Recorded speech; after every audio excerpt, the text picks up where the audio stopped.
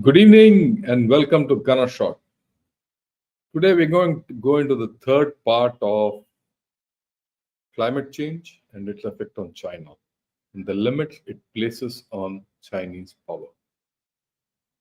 And today we're going to talk in this third part about the geopolitical implications of climate change in Tibet. uh, we've done two parts earlier. The first part and the second part I did day before yesterday and the day before that. I would suggest see both of them, and then you'll get a holistic idea of what China is going to go through, and that's the way to go about it. Of course, you could see this as a standalone part. It's good, but then that's the way it is. And I'll put the links to both these in the description of this video. In fact, the description of all three, the links of all three videos will be available in all three descriptions. Okay. Now, what we did in the earlier two episodes was we went through the past 4 years, what happened in China. 2020, there was a huge flooding. 2022, there's a drought. There's this unviable or seemingly unviable south-north water transfer looming on the horizon. 23 and 24, early this year, we've had flooding, coastal typhoons, and tidal waves. And with this, it came in the problems of food security, desertification, and deforestation. All these have been highlighted and brought to the fore just in the past 4 years. The Yellow River, which is the sorrow of China, continues to spread its sorrow. In the meantime, in the past 2 years, 1 year actually, the subsidence of Chinese cities, that is sinking, slow sinking of Chinese cities, has come to the fore. And the sponge cities, which were built with sponge capabilities, have failed. River pollution is almost at an all-time high, with no mitigation. The gross domestic risk of China, as evaluated by XDI, which is a Sydney-based firm, is at an all-time high. It's at the highest of all countries. If this continues, decline of China is almost certain. In fact, in my opinion, it is certain. But then let's take it forward. Today we're going to see about Tibet. Right? Many people will say, what's so great about Tibet? Climate, security, all that. No. Security, climate change, disaster, all these have a seminal connect between them. And for this, there was this recent Chanakya defense dialogues conducted by Claus, in which one theme was climate change, environment, and security. The best way anyone could explain about this connect was by General Hasnain, and I'll just replay that video for the benefit of all of you. For those of you who don't want to see the first video, this is the connect. And I was horrified to see what had happened in Sikkim on the 4th of October last year. Most people have forgotten it. The world forgot it simply because 3 days later, the 7th of October, the Hamas did an even bigger disaster by killing 1,200 people and taking away 250 hostages. And so the whole world's attention went to that.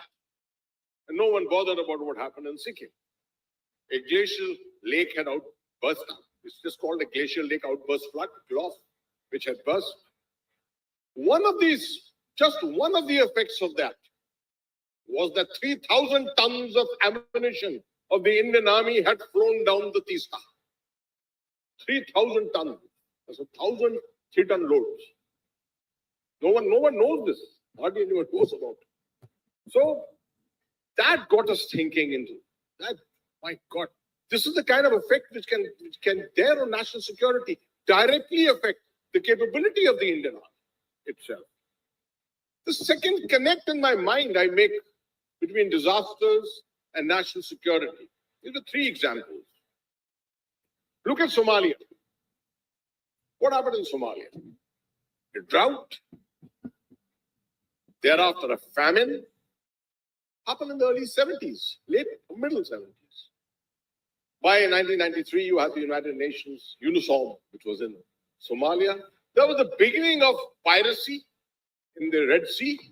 That was the beginning of terrorism, the Al-Shabaab, in all those areas of East Africa. All started from Somalia. Second example, go to Bangladesh. When we talk about migration into India, where does the route lie? It lies back in 1971, when almost 540,000 people died in that super cycle, which actually accelerated the entire process of the formation of Bangladesh, the declaration of independence, if you go into the history of Bangladesh. And it led to huge migrations thereafter. The next time it happened in 1991, another super cyclone. 140,000 people died in that particular cycle. And why go any way further? Come to Pakistan.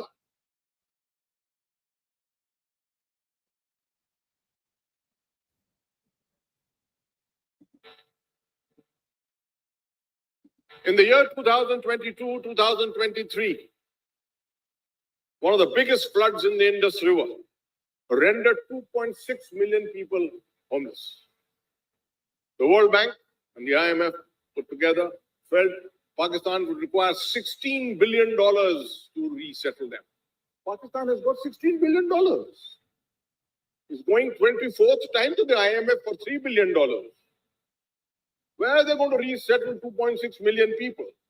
Cast your minds back then. 3 million people came out of the Afghan crisis in 1981. The formation of the Taliban is linked to 1981. That is where the Saudi clergy came and converted everyone to radical Islam. This is the connection between disaster and security.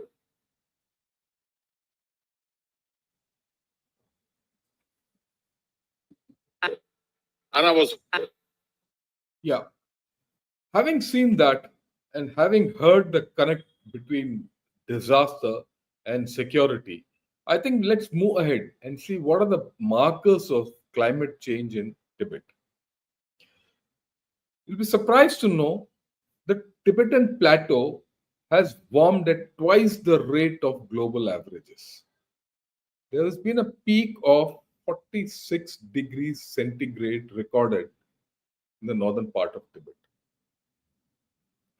Higher temperatures, retreating snow lines, shrinking glaciers, lake expansion, increasing runoffs, hydrological changes, degradation of grasslands, and worsening desertification are now distinctly noticeable.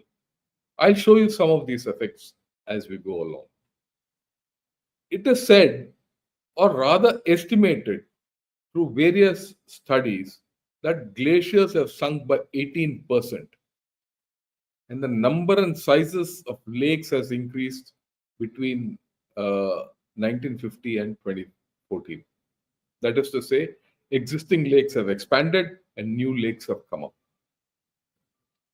In the northern part of the Tibetan Plateau, the lakes will increase manifold. The central and the northern part of the plateau are the worst affected. Not the southern part, not the Himalayas, but it's not far away. The southern part is affected in a different manner. That's not climate change, it's man-made change. We'll come to that also. Overall, it is not my estimate. It is the estimate of global scientists and Chinese scientists who say that the hydrology of the plateau has become imbalanced or unbalanced, as Chinese put it. And this will affect water flow in all rivers emanating from Tibet, which means the Yangtze and Yellow River are going to be affected with whatever happens in Tibet. So there's a seminal connect.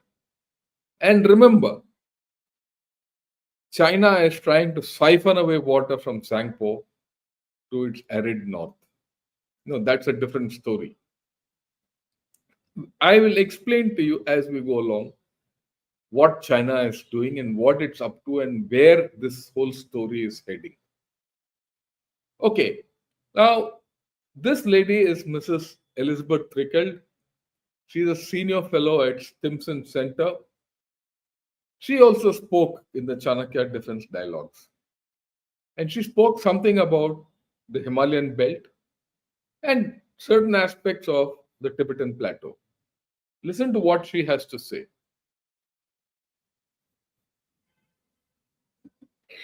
In 1959, there were 7,300 kilometers of roads in the Tibetan Autonomous Region. In 2022, there were 120,000 kilometers, a massive increase. As we all know, China has committed to build 624 new border settlements. And I think beyond just the villages themselves, it's the infrastructure that it takes to power them, to connect them. So that's a massive project. We've seen new rail links, right? Linking Qinghai province to Lhasa. That is necessary for that, but also can facilitate the rapid movement of troops. And also a focus on last mile connectivity, including building out heavy lift capacity. China right now enjoys an advantage in terms of cold weather gear and the infrastructure that's built up to facilitate its troops. So as the climate warms, perhaps that advantage becomes a little bit less significant, and India will be able to catch up to an extent if this is a slightly less extreme operating environment, though obviously with the altitude, it's still going to be very challenging. With that warming, we look at permafrost. So obviously much of the higher level elevations and colder areas are currently permafrost, right? We don't see thawing of the soil. Research done at the Tibetan Plateau, so specifically this is the China side, by 2050, there are likely to be percentages on the order of 38 to 39% of the existing roads, rail, and power lines, and 21% of buildings will be threatened due to permafrost loss. The thawing essentially of the soil in those areas. That again is on the. Yeah, she's made two significant points on this. The first point is that as the temperature warms, right, the infrastructure differential between India and Tibet will start decreasing. And second point is of permafrost. Now, that permafrost is something which everyone talks, but very few people understand what permafrost is. And I will try and explain what this story is all about. Right. Now, I studied a lot, and then I got hold of a study, right, called Permafrost Degradation Increases Risk and Large Future Costs of Infrastructure on the Third Pole. And this is the link, nature.com, in articles. This article is available in other links also.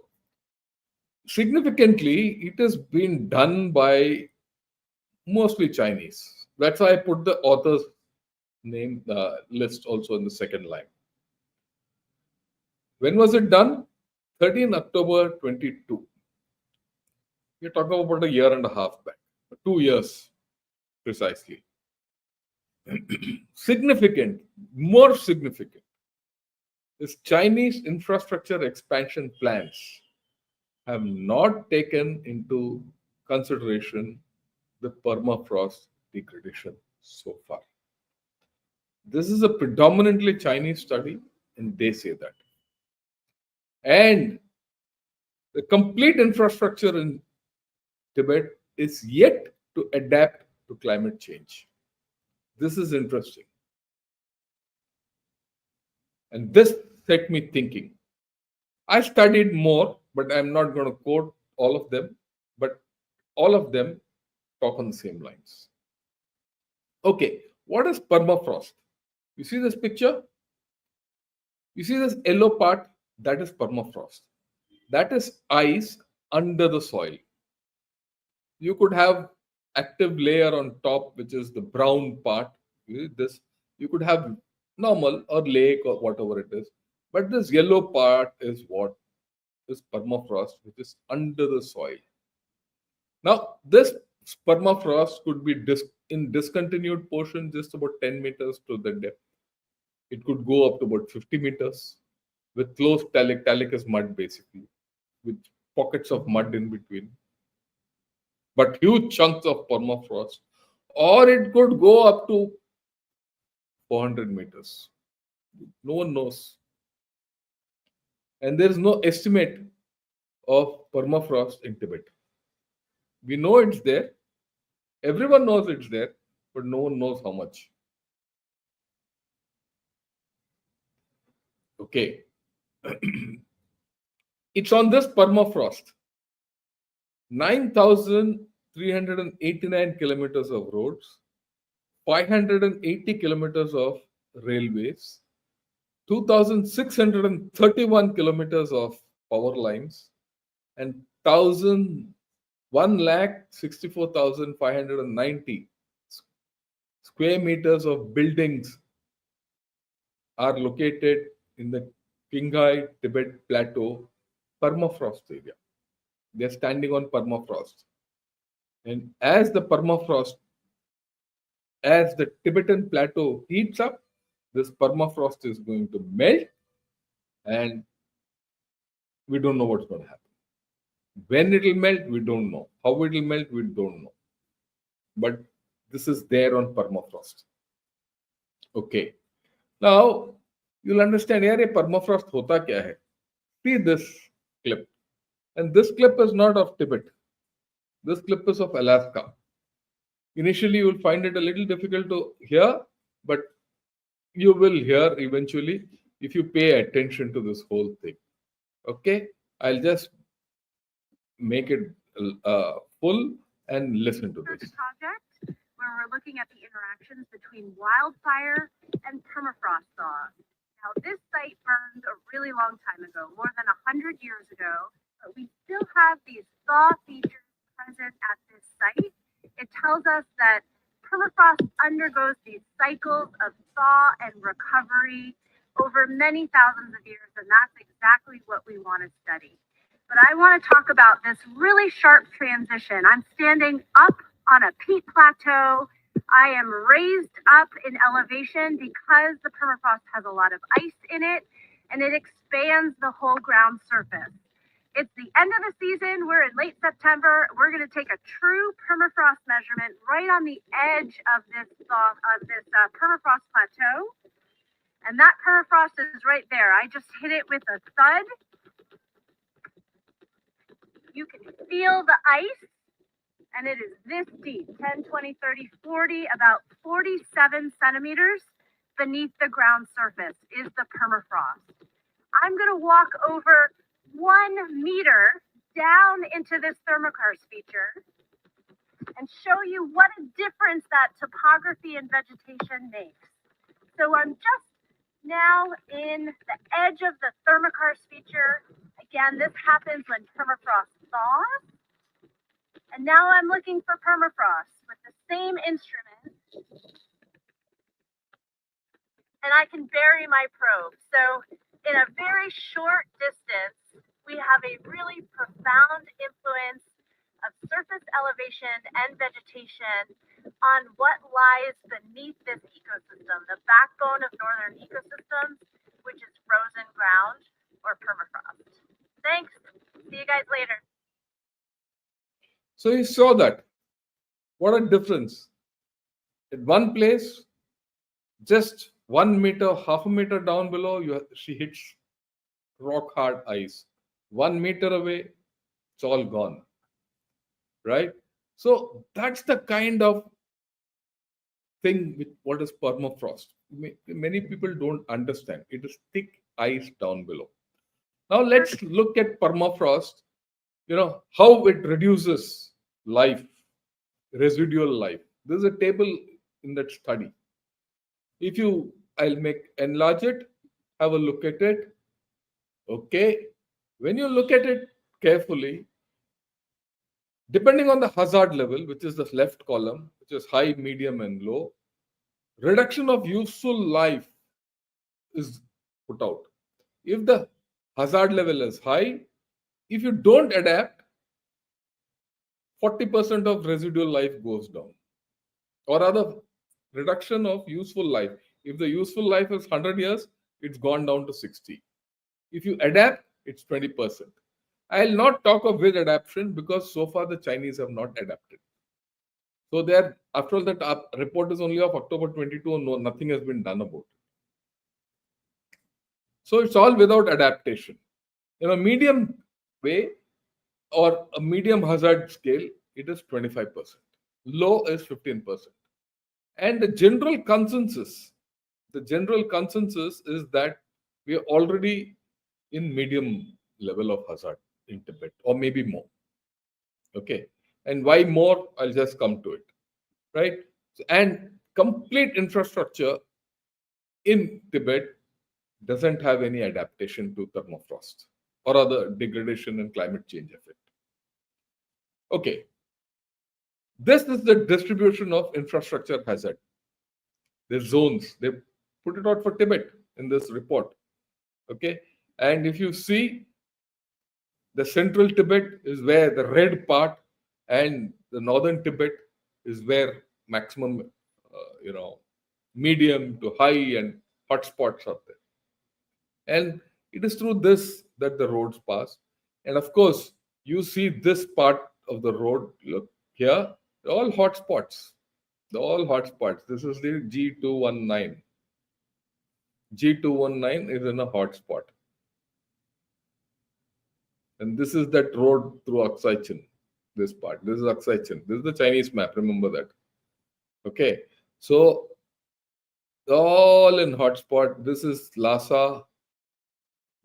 Right. So, all this area is in the hazard area. So, that's the next part. Okay. We all know the Qinghai Tibet Railway. 580 kilometers is in permafrost. Okay. And what about the permafrost in Tibet? This is as per that report. Permafrost in Tibet is warmer than the high Arctic.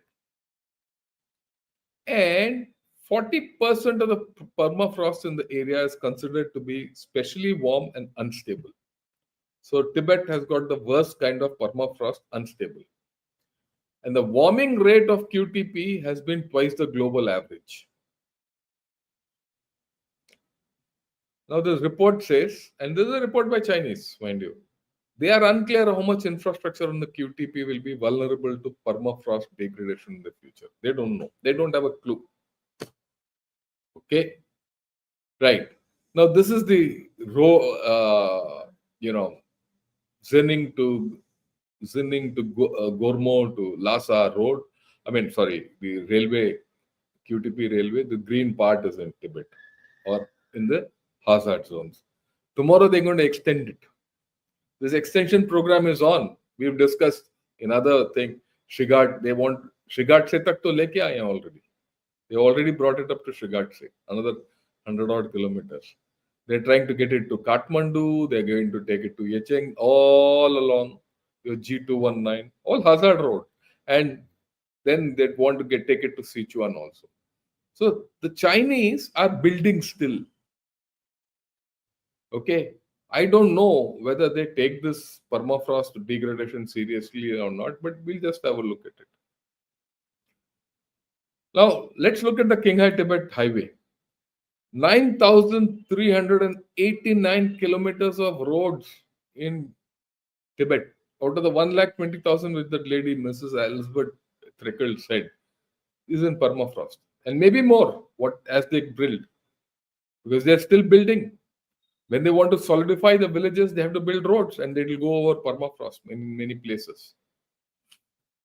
Okay, so now this is it. Long-term observation data for the Qinghai-Tibet highway over the past 60 years show that the lifespan of the road may be reduced by more than 50% in high hazard areas. So this road is going to get disrupted sooner than later. That's on the cards. So then what? The next question is, what if it happens? Now this is a road. Okay. Now you'll think this is something funny, but I'll explain to you what these pillars are on the right and left of the road just shortly after this slide. Next. Okay. Now 60% of the current infrastructure in the permafrost area will be exposed in the high hazard zone.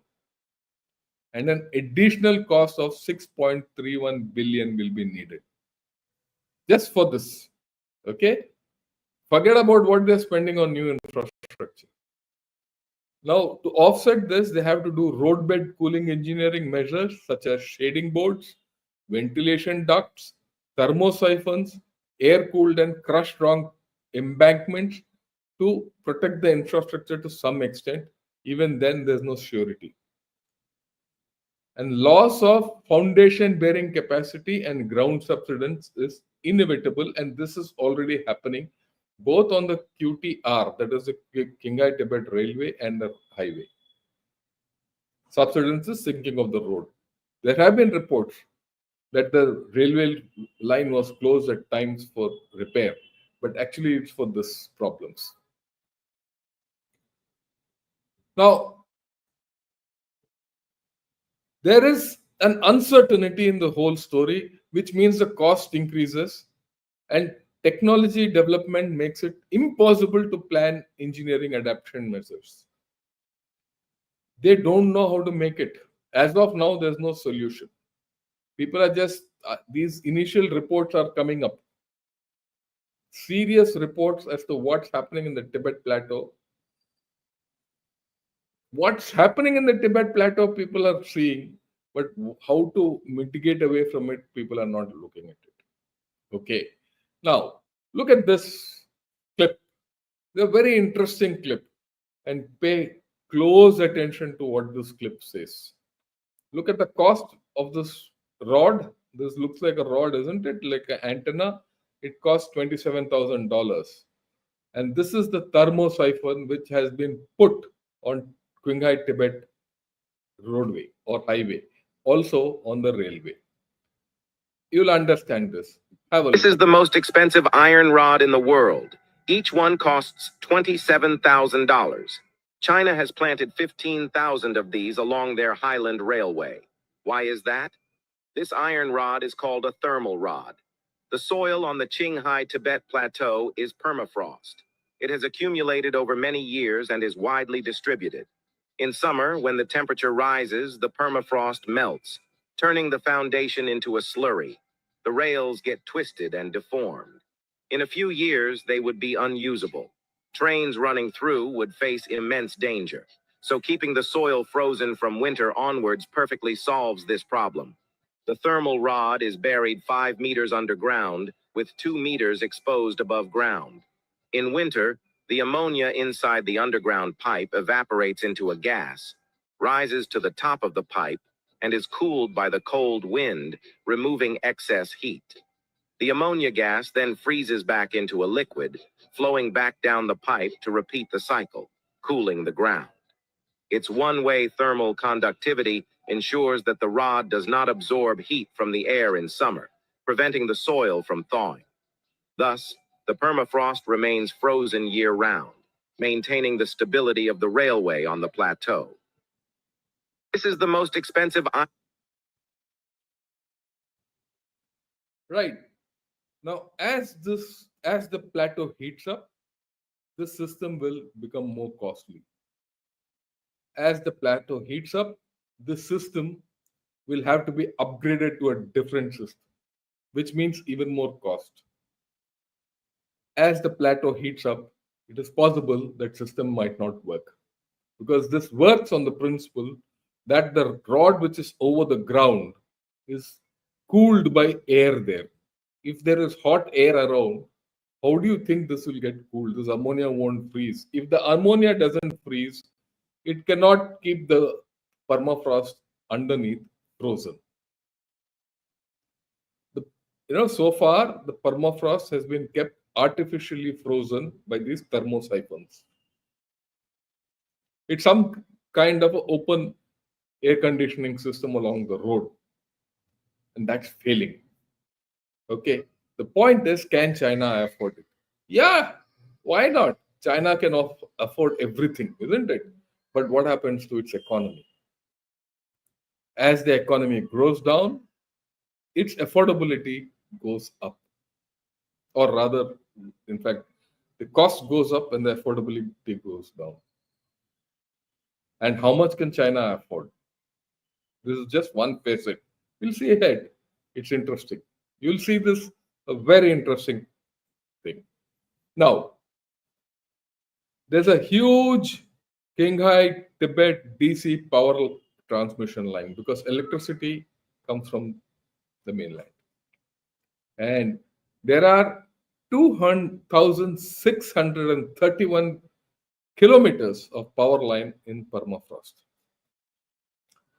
Incidentally, the QTR, the Qinghai Tibet Highway, and the DC power line are the maximum climate change changers of this area. They contribute to heating of the plateau.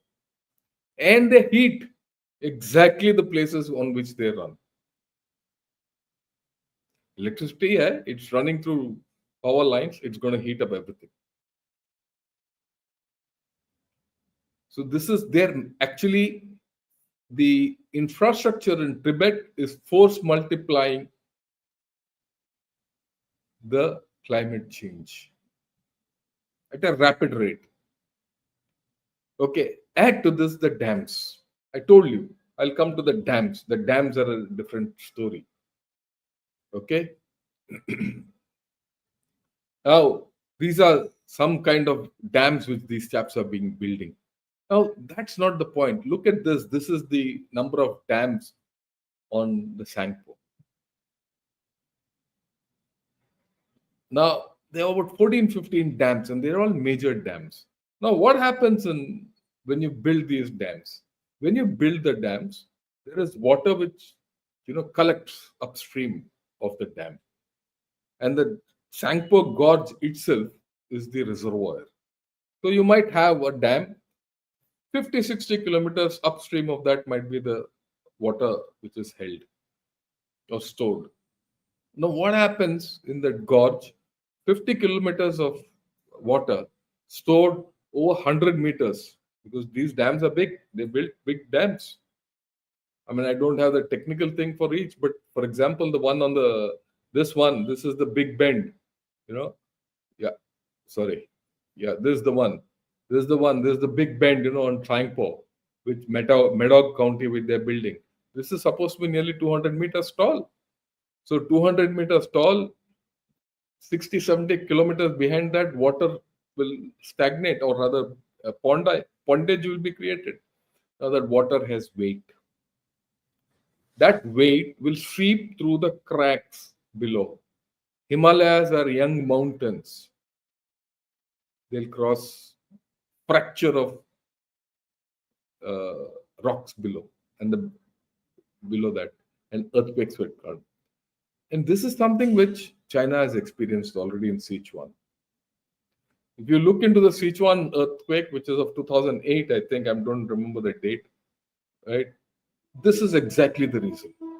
Somewhere there was a lake which they had artificially created in some hills. That seeped through water, broke subterranean rocks, and then there was an earthquake, and they had casualties of up to 50,000 people. Think what will happen here. If this goes, their complete infrastructure, and mind you, they're building along the Sangpo, the railway track, and there's a Eastern Express highway. So there are dams, there is transmission lines, there is a railway track being built, and there are new roads being made, and they're trying to tap water from these dams to go down to the plains. They're doing a lot of engineering there, and they're disturbing the whole ecology as fast as they can, as the Chinese can, and no one else can. The impact of this, we don't know. The communist Raj hai, karte jao. Xi Jinping has given hukum, so it's being done. As simple as that. Okay, am I being, too harsh on this whole system? No. Watch. Aage hai kahani. So this is the Himalayan earthquakes which have happened on this zone. This is the most earthquake-prone zone along the Himalayas, and these chaps are doing just north of that. Problem is, we might also suffer some earthquakes because of this, because the earthquakes need not happen just on the Sangpo. It could happen north or to the south. But hopefully it will happen to the north, the way I look at it, because that's where they're improving the roads. That's where they're disturbing, that they're tunneling to take water down to their plains. And that's where they're trying to, disturb the whole area by building railway tracks. So in these areas, if you have to do that, you have to blast your way through.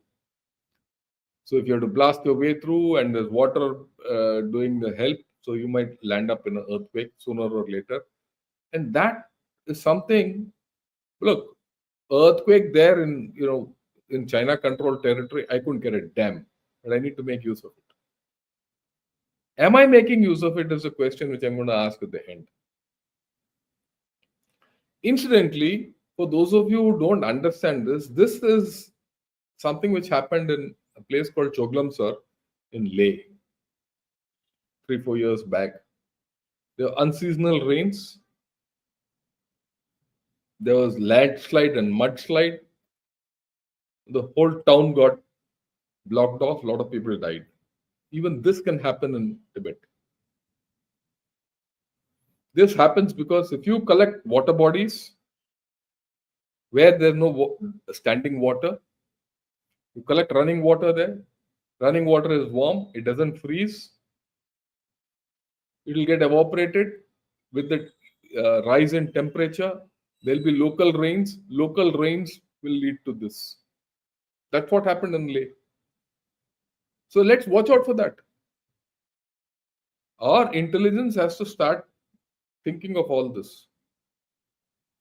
Okay, now look at, I earlier said lake expansion. Look at this lake. This is the lake. Okay, I'll open up the slide. You don't need to see my face. Have a look at this. This is the lake originally. This was in 1984. Look at it now. It's about 10 times the size. This is not one lake. Here, there's another one. This is 94 ka lake. You can go and Google with these names. Dogai Koring Lake, wherever it is. See how big it has become in 2006. And now I don't know what the size is. And right. And today I don't know what the size is. I don't know how big the lakes are, what the current status is, but I do know that there are reports of certain parts of the road going under the lakes, submerged, and some parts of the railway, those pillars also going under lakes. And if that happens, we don't know what's happening underneath in the permafrost area. Now you think it's a joke. Look at the CPEC. I must highlight this. Look at the CPEC. Everyone said, oh, people from Xinjiang will come through Kunjareb Pass, come through CPEC, and coal will come from there, and oil will go up. What has happened so far? Nothing has gone. Why? The road from Kunjareb Pass down in Gilgit Baltistan has collapsed so many times that they can do nothing.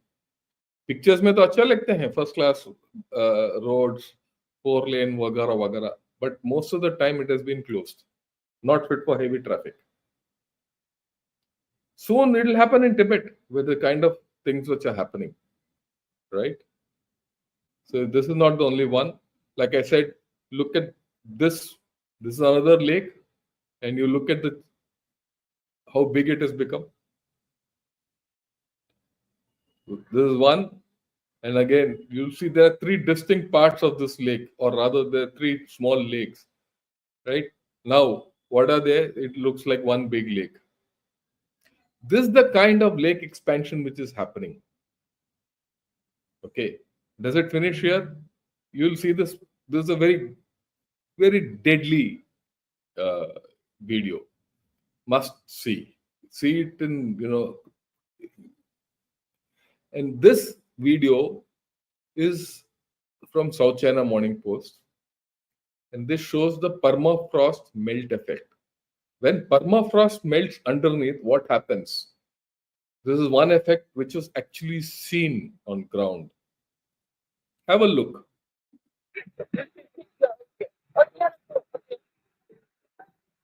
You think this is a volcano? No, this is permafrost.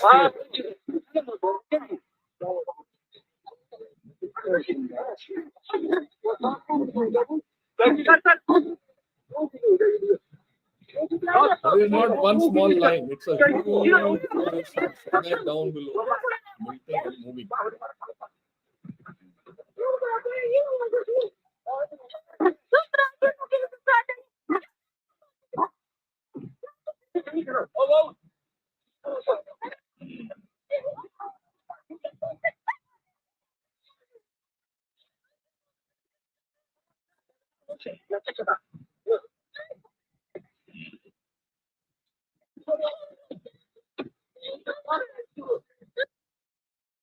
It's like an underground river which has melted like a glacier, and it's moving down.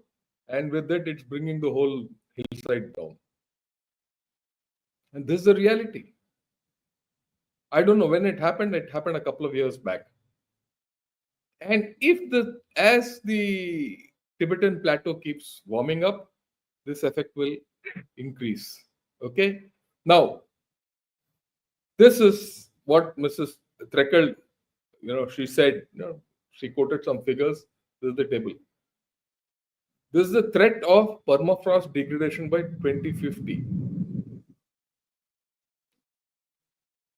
Roads, power lines, railways, and buildings. Minimum is around 19%. High is around 60%. Likely is the likely is something which I put in between. It is not there. It could be around 30 to 40%. If this happens, and if this gets accelerated, because the acceleration factor is not something which has been put in by these researchers. They did the study as they got the data of that day, 22. They don't know Xi Jinping's mind, na? Kya hone wala hai aage. We don't know what will happen if there's an earthquake or there's a flood or something which can happen. And then what General Hasnain said, one day in the glacial outburst, 3,000 tons of ammunition of Indian Army went down Tista. So much more might go. So you might one day start fishing in Sangpo and fish Chinese ammunition. We don't know. All these are on cards. Look at the cost. The Alaska public infrastructure, they said the cost will be 1.6 billion because they've been monitoring it and they have a scientific way of going about it. Russia also has a lot of permafrost along Siberia. Complete Siberia is full of permafrost. There, the expenditure could be as high as $34 billion. Now, these estimates are lacking in the Tibetan Plateau. And this is the largest permafrost region in the middle and low altitudes of the world. And this is warm permafrost. And this is going to happen. So he says, this report finally putting all figures either, it says substantial increase in cost due to the damaged infrastructure that needs to be repaired probably relocated or completely replaced to maintain its service function. This is going to happen. Will it happen in the next 5 years? I don't know. Will it happen in the next 10 years? I don't know. 2050 is a marker. It could happen before. Well before. And this could happen when Chinese demography is going down, their economy is going down, and climate change is hitting China also. Don't forget that. The Qinghai Tibet Railway, the highway, and the DC power line are major contributors to the climate change effect. And these will all be at risk. The QTR has already been put at risk due to lake water expansion and some water submergence, which we don't know. I mean, some reports have come, but definitely they'll not give you everything. Now, submergence and permafrost thawing will adversely affect roads and other infrastructure. This is a certainty. It's certain as to how much of Chinese infrastructure will be affected. But what is clear is as time increases, the effect will also increase. The risk factor is not being mitigated so far. That's what I've said. Increasing infrastructure, infrastructure is at increasing risk, which cannot be mitigated since the Chinese economy is no more that strong. When the economy was strong, they built all this. My estimate is in about 5 to 10 years, this is my personal view, 5 to 10 years, we're looking at about 2030 to 2035, the infrastructure degradation will be felt. So when we say China will build this road, that infrastructure, all these have question marks. Overall, Chinese capacities will go down because those thermosiphons will stop functioning beyond a point. Already, there are studies to suggest that those thermosiphons need relook. And they don't have an answer so far. Like I said, you have to combine it with the climate change in China, where we've spoken at the beginning of unseasonal floods, droughts, tropical storms, climate events, which are affecting China as never before. So if you want to get a holistic picture, I again request you people, go back to the earlier videos. See now all three videos in together. Those of you who are serious about what I'm talking. Now, damage to China due to climate change, or rather Tibet, in Tibet, in fact, in Tibet and in China, will only be more costly as days go by. There's pollution, there's so many things which are there, happening there. Will Xi Jinping spend money there or here? My view, I don't have, this is my empirical or rather wild view, is the economics of infrastructure replacement will be beyond China. Someone needs to look into it seriously.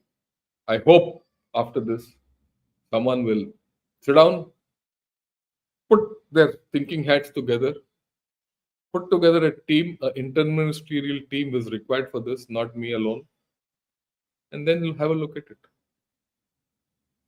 Why? There's a military effect. If the infrastructure in Tibet goes down, or tomorrow if there's an earthquake and some infrastructure goes off,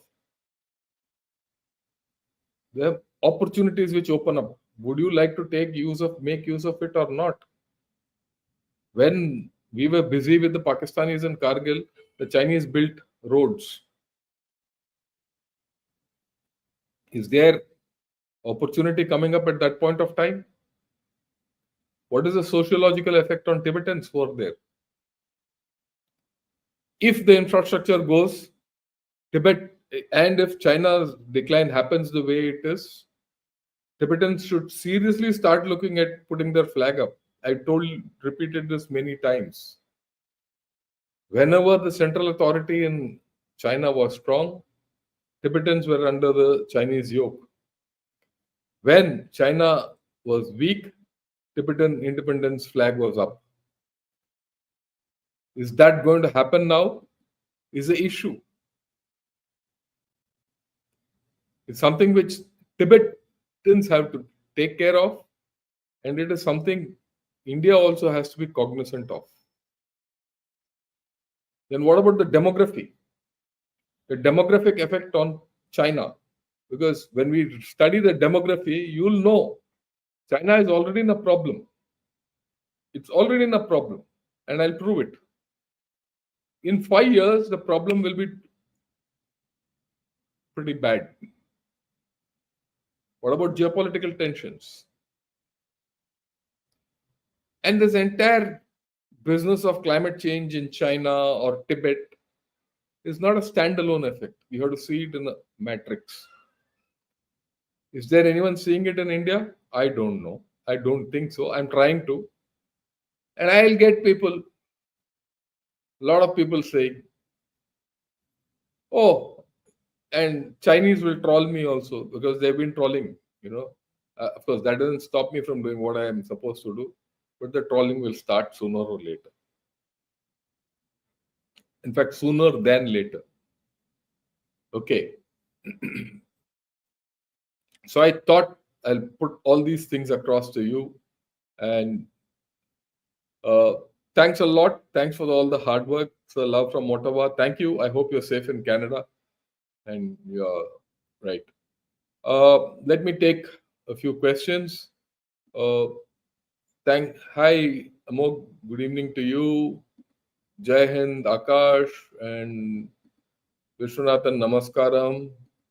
Your knowledge about environment is highly appreciated. Your talks about the Brahmaputra, I've heard it multiple times. Yeah, you see that and see this and put all together, you'll see a picture emerging. And when you see that picture emerging, you fit it into the overall picture of China. And that is why I say China will collapse. And I'm going to do a solo on that. Why China will collapse. You have to understand. And I'm very clear about it. The collapse will be slow, but it will happen. Yeah, thawing of permafrost will also lead to enormous soil erosion and will impact the dam's capacity along with soil deposition in the plains, impacting agriculture. This will impact the Indian peninsula also. I agree. I have no doubt about it. We have to do something about it. There's no doubt. If there's an escalation and a random missile launch were to directly hit a well-formed permafrost, what would happen to the troops deployed in that area? We don't know. I don't know. I don't know that at all. Effects are absolutely beyond this thing, right? I don't know. I really don't know. We don't know whether there's permafrost or not. That's the next point. Okay. All construction will either sink or collapse. Yeah, I agree with you. Do you think China will vanish like Harappa, Mohenjo-daro? Might. I'm not a brigadier. I'm a general. I'm a lieutenant general. Brigadier is 3 ranks below me. Karna, 3 ranks below me. Okay. At least when I was in service, not now. But then, if you want to address me, you might as well call me Shankar, or if you want to do it, it's a general. Okay. So, will it vanish? We don't know. This is yet to be played out. Whoever thought that the demography will be so poor that things will happen so badly. So let's see how it pans out. Oh, in addition, what Chanakya had said centuries ago in Tibet's permafrost, politely asking China to vacate, it is their arrogance. Yeah, that denies China's common. China never had common sense. Okay. Yeah, great observation, sir. Eye-opening analysis. Yeah, Ravi and everyone who's watching this video, if you like it, please press that button, that silly little thumbs up button. Okay, and get people to see this video. This is important. Do a podcast on 65. I'll do it in due course. Okay. If Qinghai Lhasa Railway is in danger and Sichuan Tibet Railway decades away, what is the condition of Indian railways in Himalayas? How much load roads can? Yeah, we can. These are all issues which I'm sure someone will work out. I'm a one-man army on these issues. I can't give you all answers for that. Thank you for another great session. Don't worry, we'll be there to block off the Chinese trolls. No, don't worry about them. Let they can handle. No, not an issue. How is Tibetan demography compared to Chinese demography? Tibet is growing at their fertility rate is around 2.35 at this point of time. How would an independent Tibet be able to stand on its feet and stay independent? Would foreign troops be needed to guarantee its security? These are all later stories. Okay, Tibet, like I told you, at some point of time was independent. So they'll find their way. But first, let's see, get to that point. Yeah. With due respect, China will not collapse. I am not saying, when I say China will collapse, the current form of government will collapse. That I don't have a doubt. Okay, I don't have a doubt on that. This communist form of government will collapse. Something new will come. In that something new will come. We don't know when it will come. There are problems in this. What will be the formation? Because you have to understand this in a political sense, which I will, when I do that video, come back, Animesh, and I'll explain to you. What Xi Jinping has done over the past 14 years is there is no successor to Xi Jinping. So when Xi Jinping goes, what happens? Who will come? The Gang of Four, all that chaos. This time the chaos will not be retrievable by CCP. That I'm very clear. How much big buffer zone between India and China we need as a safeguard against Max 7 ICBM?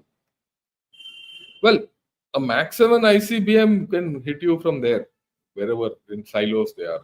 For that, you don't need this buffer zone. They can hit you from the mainland also. But these are not ones which will be used so easily. After all, he's got a range of 10,000 kilometers. 10,000. He'll cover complete India. So that's not a big deal for me. That doesn't worry me at all, because the deterrence dynamics are different, and I'll talk of deterrence one of these days. If you understand deterrence, all this is nonsense. I've also heard Tibet glaciers are sinking. How would this affect Tibet's climate? Yeah, naturally. Why are glaciers sinking? Because they're warm. Because of warmth, they're sinking. If they're sinking, they're going down into the valleys and making lakes. If those lakes are coming up, where will the lakes go? All your roads are in those nice places where the lakes will be. Invariably, the water will go and settle on the roads. Yeah. Landslides in Uttarakhand, yes, I agree. You see, we are suffering this now because our side of Himalayas is steep and it is more uncertain, right? Loose soil. And that is why you are having more the subsurface soil in Himalayas in certain places is very weak and porous. It just collapses. Especially in the northeast and all, it is very bad. Many places in the fishtail areas, Arunachal, you can't even take a jeep or a track. It's dicey. You never know when the whole hillside is going to go down. So this will suffer. We have to be ready for it. We have to have mitigating measures. That's why we have a disaster management agency, and that is why General Hassan, the talk he gave is relevant. They're working on it. Don't worry. So any chance China will use its proxy like Northeast India to no, they don't have. Look, if we play our cards well, China doesn't have any cards left. If we play our cards well, we can close all their cards. You have to the problem with most of us is we don't understand what China is up to. If you go into details and see how to handle China, then things will work out. Otherwise, we'll keep bumming along. Everyone will keep asking me the same question. इस वक्त China कब attack करेगा, हम कब एक्साइचिन लेंगे, वो बेवकूफी है। एक्साइचिन लेंगे हम जब तिब्बत में ये प्रॉब्लम होगा। Wait for the opportunity. उसके लिए हमें थोड़ा कष्ट करना पड़ेगा आज से, ठीक है। You need to know intelligence. Intelligence is not just about troop movement or their vehicles or all that. You need to know about the terrain conditions. You need to know about their infrastructure, the logistics capability, everything. So when you know all that, then things will fall in place. Okay. Yeah, last question I'll take. Does Tibet climate affect rest of China to the east or only India to the west? It will affect China. Why? Water. Water is going to run off. So you will find that in summer, their water will go dry faster. So they're going to have more droughts. So there are going to be a lot of problems. Believe you me. And we have to be ready for it. Okay? We just have to be ready for it. And there's going to be a major problem. Right? For China, yes. Today we are having it. Maybe by the time we reach that level, your mitigation already starts and you'll be better off. And you are building your tunnels and all under conditions of climate change. So you'll be better off because your technology is better. For them, I don't know. I mean, there's something which, look, let me put it. In this video, what I've shown a facet of China which is not well known. There's a hole in their story. How we exploit this hole is a different story, right? We'll need more data.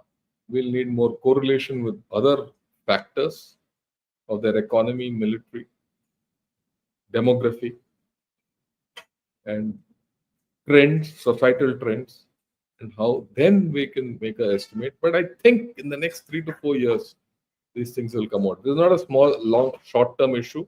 This is a long-term issue. We'll have to be patient about it. Right? Thanks a lot. Thanks a lot for all of you who have watched. Those of you not watched, or send it to your friends who are interested in it. I'm sure you would have liked this video because I put a lot of information in it. And I'm very sure those military people who see it will say, look, we need to watch this over and over and again and collect more information. With this, thank you. Good evening and Jai Hind. Tomorrow we're going to have a very interesting talk on the dynamics of Trump 2.0 and Modi 3.0. And tomorrow night with Mr. Sri Iyer. Till then, good evening and Jai Hind to all of you.